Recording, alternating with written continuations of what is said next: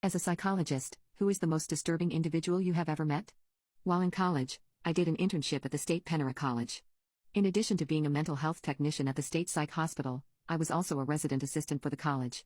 I assisted students with housing issues, enforced code of conduct, etc. One evening, I was pulling duty in the male dormitory when one of my friends showed up at the office door wearing nothing but a towel.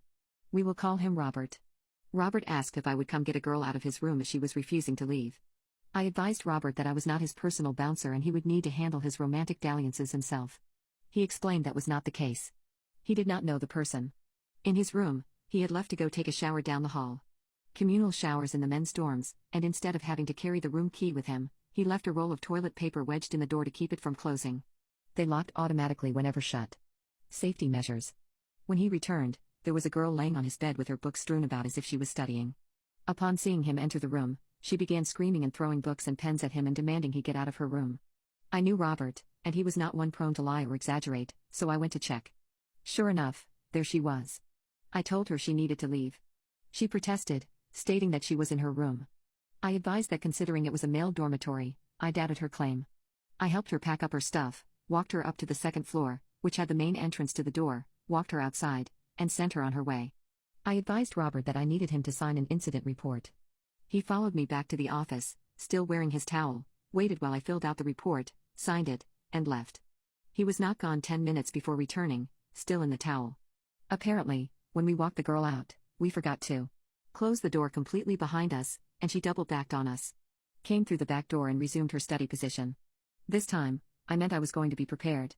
I locked every door leading in or out of the dormitory and left a sticky note on the door advising there was a security risk and not to let any unknown or unaccompanied females into the dormitory. Next, I called campus security and advised them to be waiting at the front door to escort this individual away from the building. Then Robert and I went back to his room. Once again, I helped her pack her things and escorted her out the front door. Campus security had not yet arrived, so this girl tried every door like before, but all of them were locked. She then went window to window on the ground floor, knocking to see if anyone would open the door for her. Finally, campus security arrived and captured her. The girl had a valid college ID, so we looked up her residential dorm. It just so happened that she had been assigned as a roommate to a friend of mine. I called my friend to inquire about the girl. My friend said that she had only met the girl one time, and that was the first day of fall semester. The girl mumbled something, grabbed her enormous book bag, left the room, and had not been back. We were currently in November. Not knowing what else to do, campus security delivered her back to her assigned dormitory. Walked her to her assigned room and emphasized over and over how this was her room and she had better not be found in the men's dormitory again. The girl would argue, then become silent, argue, then become silent. I thought that would be the end of the story. No. The next morning, I was awakened by the phone. It was the dean of students asking me if I was there on duty last night.